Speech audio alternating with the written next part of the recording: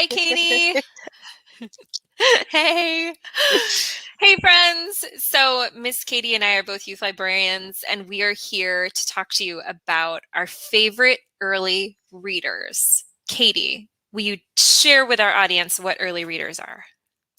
Early readers are those very beginning books. So it's anything from, you're looking at for those sight words or practicing reading together, all the way to just more complex but still simple sentences. So it's where you build up those reading skills before you start getting into chapter books.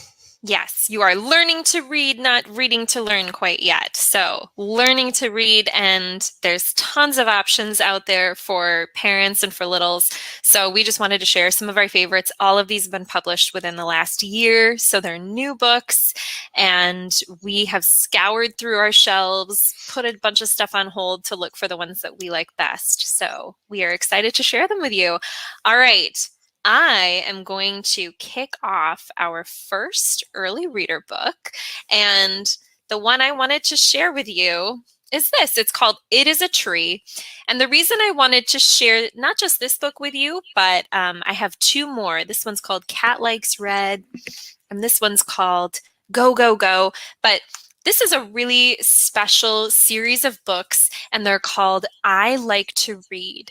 So if you have a little one who is just beginning to learn how to read. Maybe they're like 4, 5, 6 years old.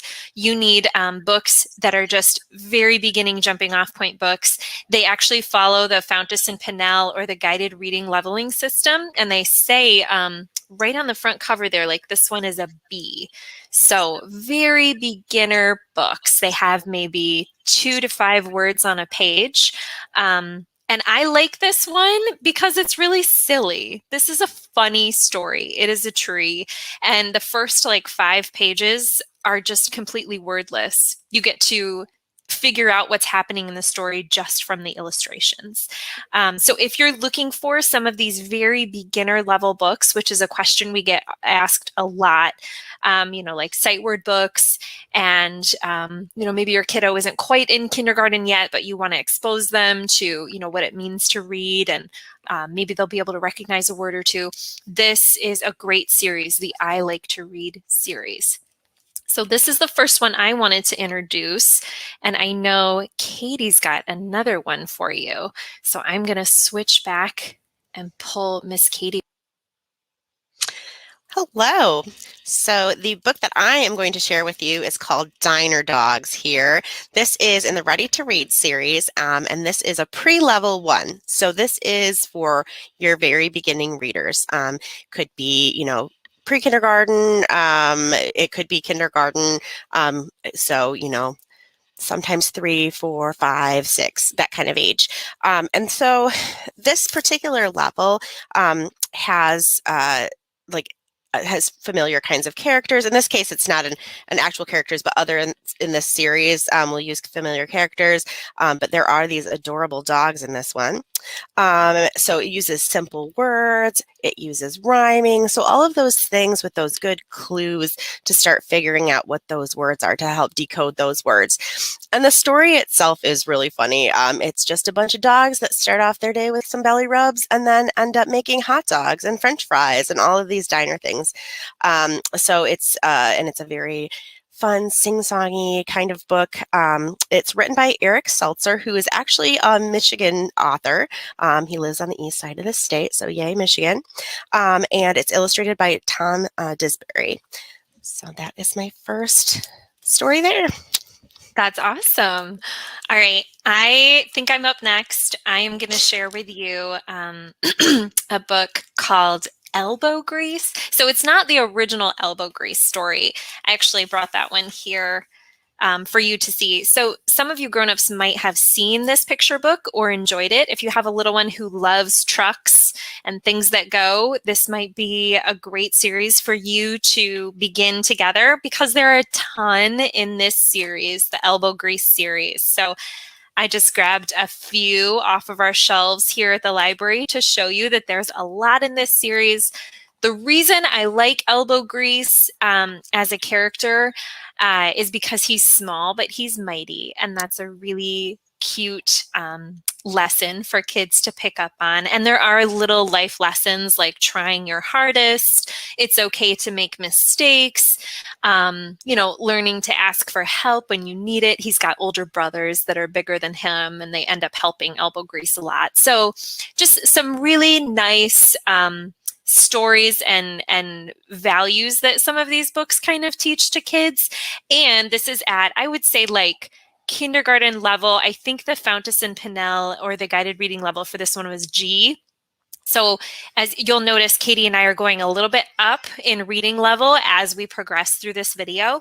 So this one is, maybe kindergarten level, halfway through kindergarten, kind of where you're at with these books. But they're all going to be kind of different. But they're just a great story. And it's a very lovable character that I think especially if you have a kiddo who likes trucks, it might be a good one. And then Katie, I think you've got another, what is it, a tractor? That kind of goes along with my truck thing, huh? It sure does.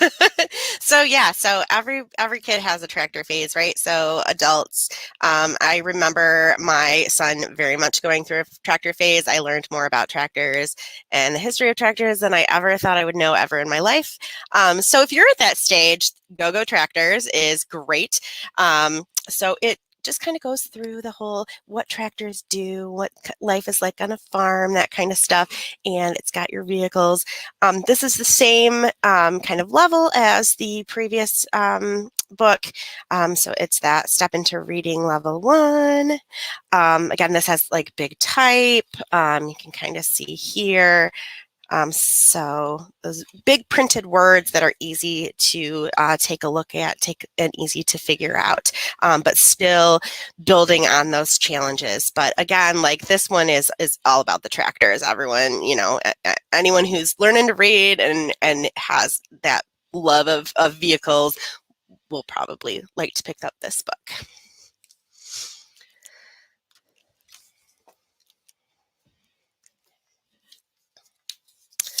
And then I have one more book that is kind of a similar level.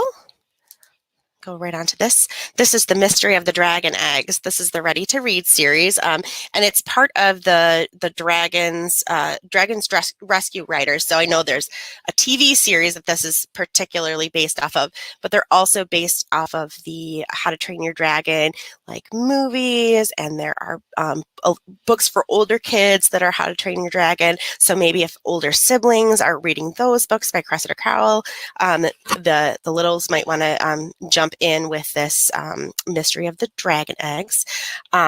So once again, typical hallmarks of early reader books, where it's going to be those simple words, simple sentences, building on what you've read before. But the best part about this one is just that the connection to those familiar characters. Those look great. I'm sure there's some of those kiddos out there who like that dragon series that would be excited to know we have tons of those at the library. That's awesome. All right, let's keep moving on. I'm going to share with you my all-time favorite book series for early readers. I am obsessed with Fiona the Hippo. Some of you might know Fiona the Hippo from the Cincinnati Zoo. She was born in 2017, I think, and she was born premature. She only weighed like 29 pounds when she was born or something, and most hippos are supposed to weigh like at least 60.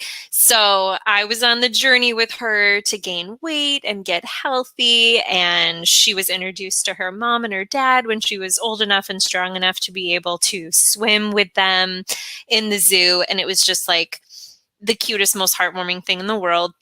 So Fiona, we have a ton of Fiona the Hippo stories here at the library. Here's another picture book that's illustrated. This is the true story of Fiona, if you're interested in our nonfiction section. But Fiona was so popular that they started this I Can Read series based on her. So you'll see there's tons in the series. Fiona Saves the Day, Meet Fiona the Hippo. Lots of really cute ones. The one that it's up on your screen right now, it's Fiona and the Rainy Day, and it's about Fiona the Hippo and her friends at the zoo. There's a snowstorm, or I'm sorry, a rainstorm, a thunderstorm coming, and all of the animals are a bit afraid, and Fiona reassures them that rain is good for the earth, and that it's really good for the plants, and there's nothing to be afraid of when you hear loud thunder and stuff like that. So that might be a fear of a child's, thunderstorms, and so there's some nice life lessons built into these stories, but it's mostly for you Fiona the Hippo lovers out there.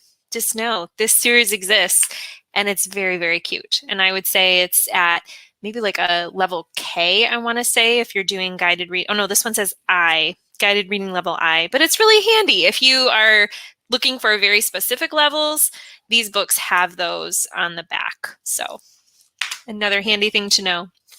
All right, I'm going to share one more with you before we toss it back to Katie. This one is called Bunny Will Not Jump.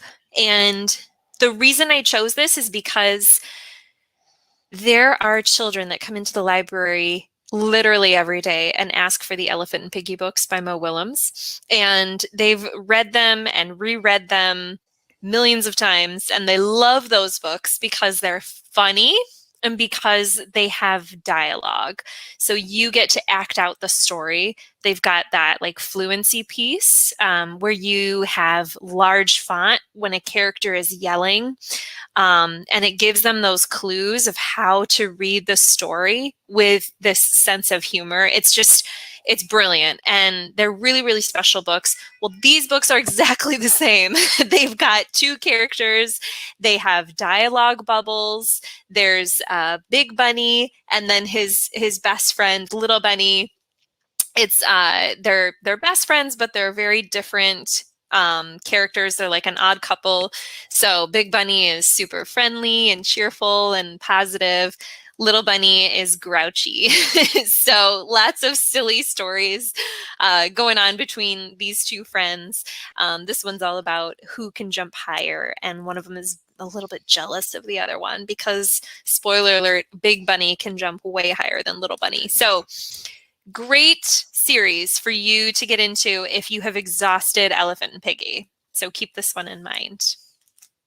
All right, we are going to move on. Let's get Miss Katie back in here. All right. Well, thank you so much for those ones. I'm going to have to check those out. And also, how am I not following Fiona the Hippo? I will be from now on. So the next book I want to talk about is I Want to Be a Teacher, and this is the I Can Read series. I thought I'd throw a nonfiction book in there. A lot of times kids will be interested in what they can do as grown-ups. They have big dreams and ideas of what they want to do, but there aren't necessarily a lot of books for this age that will talk about careers and things. So this one talks about I Want to Be a Teacher, and it really it's got those same hallmarks of the beginning reader books, but it really talks about all kinds of different teachers and what they do. I know I definitely, when I was in early elementary school, that was what I wanted to be more than anything else. I didn't know I wanted to be a librarian yet. But I definitely wanted to be a teacher, and I think this would have been really interesting for me as a child. This is by Laura Driscoll with pictures by Catalina Echeverry. And so, yeah. That's awesome. I love that you chose a nonfiction one. Those are hard to find at these beginner reading levels. So that's really cool that you grabbed one of those. All right. Real quick, I am going to share with you a graphic novel. And this is kind of about the same reading level as that last one that Miss Katie shared. This is called Blue and Berry and Pancakes. So you'll see Blue is this cute little blue worm here. Berry is this little green monster, and then Pancakes is this giant, adorable bunny. And they get into all sorts of shenanigans in this story. Blue here has a beach ball, and it's like his beloved beach ball. And Berry and Pancakes are playing with it, and of course they lose it. And they're like, oh no, we have to get the beach ball back for Blue. But all sorts of wild things happen to this beach ball. It gets like thrown up into the air so high that an airplane hits it, and then it gets swallowed and eaten by a shark. lots of shenanigans on their journey to get this beach ball back for their friend Blue. But the reason I'm sharing this, not only is it really silly and funny, like laugh out loud story, but it's in the style of a graphic novel. So if you have maybe an older sibling in the house who's reading graphic novels, or if you have a kiddo who's not quite ready for like Dogman or Captain Underpants, but they like that graphic novel style of full color illustrations and like comic book style, check out this one because this is a great introductory graphic novel. And I would say it's still in like that kindergarten, first grade reading level age. So really good choice. It's a new one. There's another one, a second one in this series being published in October. So it's coming soon. Hopefully there'll be lots more in this series because it was really, really, really charming and just adorable. Okay. All right. Well, it's a good thing you talked about a graphic novel because I too have a beginning graphic novel. Make sure that you can all see it. So this is Thunder and Cluck, Friends Do Not Eat Friends, the Ready to Read graphic series. The cool thing about this, not only is this a really funny story about a couple of dinosaurs, or I should say a pterodactyl or pterodon. I'm sorry, there's so many like dinosaur fanatics out there that are like, no, you're doing it wrong. But my apologies. You have your land dinosaur and your flying dinosaur type thing. But they there's some debate about whether they can be friends or whether that big dinosaur is going to eat the other one. In the end, it has a happy ending, don't you worry. But the thing that I think is particularly cool is that this tells you kind of how graphic novels work. It tells you exactly how to go about reading the book. It explains the different dialogue bubbles and the speech bubbles, and how to follow those different like squares and pages and things like that. So that's one really cool thing, just that the whole idea about learning how to read a graphic novel and how it's a little bit different from your typical storybook. And then I think, yep, I'm right on the next one. So I got another nonfiction. I thought I'd throw a couple few in there. But this one is, so this is Miles Morales to the Rescue. Oh, I have the wrong one here. Sorry. This is Miles Morales to the Rescue. And so this is, it's nonfiction because it's got a lot of facts about like the movie, since it's related to the movies. It's got a lot of kind of facts about this character, and kind of his universe, that whole background Marvel universe. And I love this character, this new Spider-Man character. He's really cool. He's very relatable to kids, because he is, I think, a little bit younger than your traditional Peter Parker character. And so I'm really enjoying this Spider-Man. And then this book, yeah, just anybody who's big into the Marvel universe, checking some stuff out. This is a good one. That's awesome. I'm so glad you shared one of those. My husband is really into the Marvel universe, and he's So a is mine. grown-up. Oh, okay, yeah. So I feel like it might not just be kids interested in that book. There might be some grown-ups too. Oh, that's so funny. All right. So my next one is called Emma Every Day. It's part of the Emma series. I have one here. This one is about Emma, who is really nervous about her tap dance recital. There are others in this series where Emma has a birthday and she throws a birthday party. In one of them, she goes on a field trip. So what makes this series special is that Emma is deaf and there are ASL signs throughout this book. So if you have a little one who's really interested in learning sign language, they have the ASL alphabet at the beginning of every one of these books. And then as you read along through the story, you might learn the ASL sign for the word like dance, for instance, in this story, because she's a tap dancer. So it's really, really cool. I love how Emma is just experiencing everyday life like a normal kid, and how her deafness doesn't define her in this series. It's really, really neat. She's just a normal kiddo who has this thing in her life. And, you know, the story is really about her day-to-day world. So check this one out. Really great series. And then the next one that's at pretty much the exact same reading level is this Katie Woo series. So you might remember Katie Woo. There are some other Katie Woo early readers, but this is a new series that's come out now, more being published all the time. It's Katie Woo in her neighborhood. So here she is visiting her dentist. This is Mrs. Malik. She's going to see the dentist. So a common thing that a lot of kids, might be a little afraid of or want some more information about some things in their day-to-day lives. In this one, Katie is visiting her friend Pedro's, I think it's Pedro's aunt, who happens to be a farmer. So she helps and learns more about what it means to be a farmer. In this one, Katie has a good friend, Haley, whose uncle is a professional baker.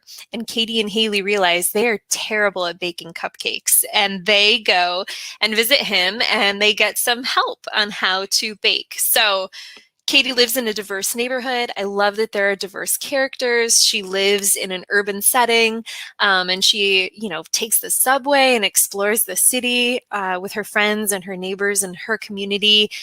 She just is really connected to her community in this book series, and it's just a wonderful message to send to kids. So great, great series here. I really like this one, and I would say it's at about maybe end of first grade, maybe like second grade reading level. So first or second, I'm sure that whole series would be just a pleasure to read. All right. That sounds fantastic. I have one more nonfiction for you. This is Ryan's World of Science. So parents, you may be aware of this kid who is a YouTube gazillionaire from unboxing toys is how he got his start.